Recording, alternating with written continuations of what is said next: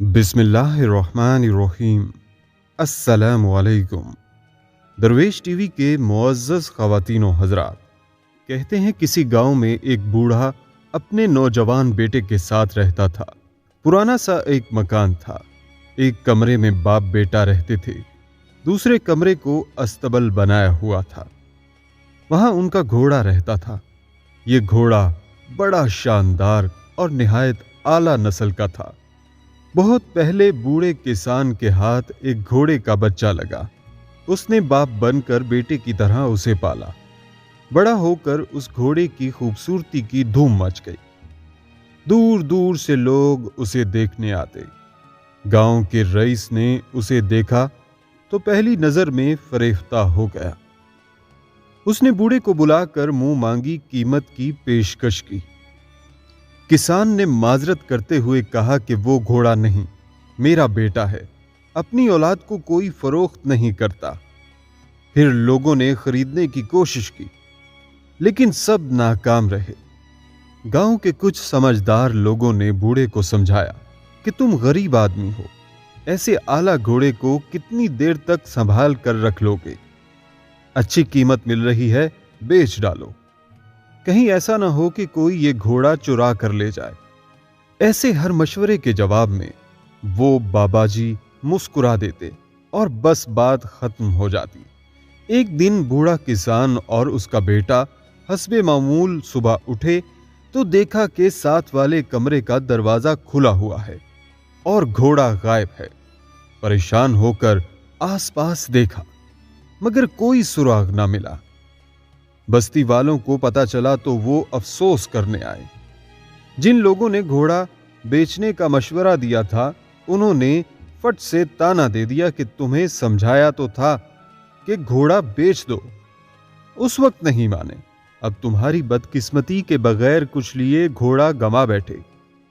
किसान ये बातें सुनता रहा, फिर बड़े इत्मीनान से बोला, भाइयों, तुम्हारी मेहरबानी कि मेरे पास आए, अपनी हमदर्दी का इजहार किया, मगर मुझे ये बात समझ नहीं आती कि इसमें बदकिस्मती कहां से आ गई। ये दुरुस्त है कि मेरे पास घोड़ा था जो मुझे अपनी औलाद की तरह अजीज था। आज सुबह वो घोड़ा अपने कमरे से गायब है। इस हद तक तो ये बात दुरुस्त है, मगर उसके बारे में अभी से ये कैसे तय कर लिया कि ये बदकिस्मती है? गांव वाले बड़े हैरान हुए। आपस में कहने लगे कि शायद सदमे की वजह से बाबे का दिमाग चल गया है। ये बदकिस्मती नहीं तो और क्या है कि हजारों की मालियत का घोड़ा चोरी हो गया। बुड़बड़ाते हुए सब लोग वापस चले गए। 2-3 दिन बाद अचानक वो घोड़ा वापस आ गया। अपने साथ वो जंगल से सेहतमंद आला नस्ल के 21 नौजवान घोड़े भी ले आया। गांव में धूम मच गई। लोग आकर बूढ़े को मुबारकबादें देने लगे। उन्होंने एतराफ किया कि हमने इस रोज गलत बात की थी। घोड़ा तो चला जाना बदकिस्मती नहीं थी, असल में तो तुम्हारी खुशकिस्मती थी। आज पूरे 21 घोड़े तुम्हारे घर आ गए।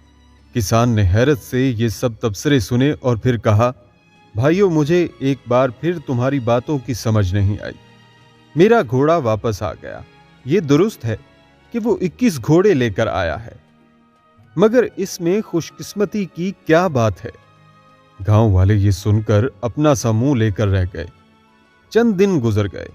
किसान का बेटा इन जंगली घोड़ों को सुधारने की कोशिशों में मसरूफ था। एक दिन एक सरकश घोड़े ने उसे ऐसी पटखनी दी कि उसकी टांग ही टूट गई। तबीब ने देखा भाला और 3 महीनों के लिए बिस्तर पर आराम की हिदायत की। एक बार फिर गांव उमड़ आया। हर एक ने बूढ़े के साथ हमदर्दी की। चंद एक ने साफ गोई के साथ एतराफ किया कि बाबा जी, आप ही ठीक थे। इन 21 घोड़ों का आना खुशकिस्मती नहीं, बल्कि दरहकीकत बदकिस्मती का इशारा था। आपका इकलौता सहारा नौजवान बेटा जख्मी हो गया। ना जाने उसकी टांग दुरुस्त तौर पर जुड़ती भी है या नहीं। आप बूढ़े बंदे हो, तमाम काम काज बेटा करता था, अब मुश्किल होगी। आपकी किस्मत खराब है कि ऐसा हो गया। बूढ़े किसान ने यह सुनकर ठंडी सांस भरी और कतरे झुंझलाहट के साथ कहा, यारो, हर वाक़े में खुशकिस्मती या बदकिस्मती ना ढूंढ लिया करो। जो बात जितनी है उतनी ही बयान करो। इतनी कतईयत से कोई फैसला कुन राय ना दिया करो। मेरा बेटा गिरकर टांग तुड़वा बैठा, इस हद तक तो तुम्हारी बात दुरुस्त है। बाकी खुशकिस्मती या बदकिस्मती का हतमी फैसला अभी होना बाकी है। कुदरत ही इसके बारे में बेहतर जानती है। 2-3 हफ्ते गुजरे। अचानक ही जंग छिड़ गई। करीबी मुल्क की फौज ने हमला कर दिया। बादशाह ने जबरी भर्ती का हुक्म दिया। रियासती अहलकार दूसरे देहात की तरह इस गांव में भी आए और बूढ़े किसान के जख्मी बेटे के सिवा हर नौजवान को पकड़ कर ले गए। गांव वाले रोते पीटते बाबे के पास आए और कहने लगे कि हम तो तुम्हें बेवकूफ समझते थे, तुम तो हम सबसे ज्यादा सयाने निकले। वाकई तुम्हारे बेटे का हादसा बदकिस्मती नहीं था, सच पूछो तो तुम्हारी इंतहाई खुशकिस्मती थी। हम सबके बेटे जंग लड़ने चले गए, मालूम नहीं वापस लौटते भी हैं या नहीं। तुम्हारा बेटा तो चलो 3-4 माह में ठीक हो जाएगा। बूढ़े किसान के पास सिवाय सर पीटने के कोई चारा नहीं था। बेचारगी से उसने कहा, भाइयों, अगर तुम लोग असल बात को समझ लेते तो कभी इतना परेशान ना होते।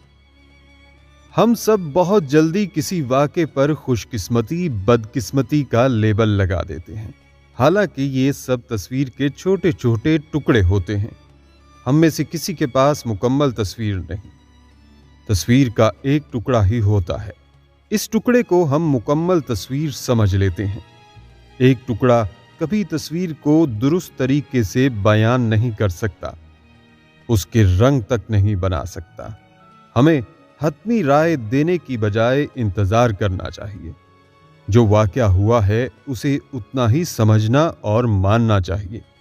कुछ दिन बाद जब तमाम गांव वालों के बेटे वापस आए और तमाम के तमाम दुरुस्त और सेहतमंद थे और तंदुरुस्त थे और वो जंग भी जीत कर आए थे, तो गांव वालों ने उनके साथ जश्न का ऐलान किया और तमाम लोग जश्न मना रहे थे और वहीं पर वो बुजुर्ग भी मौजूद थे। अब गांव वालों ने बुजुर्ग से पूछा कि बताओ कि ये जो लड़के वापस आए हैं, क्या ये हमारी खुशकिस्मती है या बदकिस्मती है? तो अल्लाह वाले बुजुर्ग ने कहा कि ये सब अल्लाह की मर्जी है और जब कोई काम होना है या नहीं होना तो सब कुछ अल्लाह ही की मर्जी होती है। लिहाजा किसी काम का होना या ना होना खुशकिस्मती या बदकिस्मती की अलामत नहीं हुआ करता। अभी वो ये सब बातें कर ही रहे थे कि इतनी देर में बुजुर्ग के पास वही घोड़ा दौड़ता हुआ आया और हिनहनाने लगा। अल्लाह वाले ने उसके कान में कुछ कहा तो वो खामोश हो गया। लोग बहुत हैरान हुए तो उन्होंने अल्लाह वाले से पूछा कि ये आपने घोड़े से क्या कहा कि ये एकदम खामोश हो गया? तब अल्लाह वाले ने बताया कि मैंने इसके कान में कहा कि जब भी कोई काम होना हो तो वो अल्लाह की मर्जी से होता है, लिहाजा किसी काम से परेशान ना हो। चनाचा थोड़ी देर बाद अभी जश्न जारी था कि साथ वाले मुल्क के बादशाह ने हमला कर दिया और वो सब जवान जो कह रहे थे कि हम जंग जीत कर आए हैं, झूठ बोल रहे थे कि हम जंग में गए थे, बल्कि वो तो जंग से भाग कर आए थे और बुज़दिली की वजह से जंग नहीं लड़ सके थे, क्योंकि जंग लड़ना बहादुरी का काम है और जंग से भागना बुज़दिली होती है। लिहाजा ये तमाम झूठ बोल रहे थे पूरे गांव से। अब बुजुर्ग का वो बेटा जिसकी टांग खराब थी और वो घोड़ा जिसने बुजुर्ग के बेटे को टांग मारी थी, पूरी जवां मर्दी से लड़े और बाकी लोग भी उनके साथ शामिल हो गए और बादशाह को शिकस्त दे दी।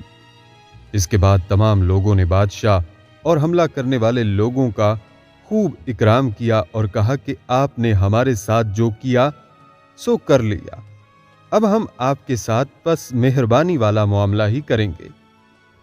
अब लोग बुजुर्ग की बात समझ गए कि हर काम में हिकमत छुपी होती है और पोशीदा होती है। हम बंदे इससे गाफिल होते हैं और हमें ये बात खूब समझ लेनी चाहिए कि हर काम बस अल्लाह ही की मर्जी और इरादे से होता है। दुआ है कि अल्लाह ताला हमें भी शक करने और शिकायत से बचने के साथ शुक्र करने और अल्लाह की तारीफ के कलिमात कहने वाला बनाए। आमीन या रब्बुल आलमीन।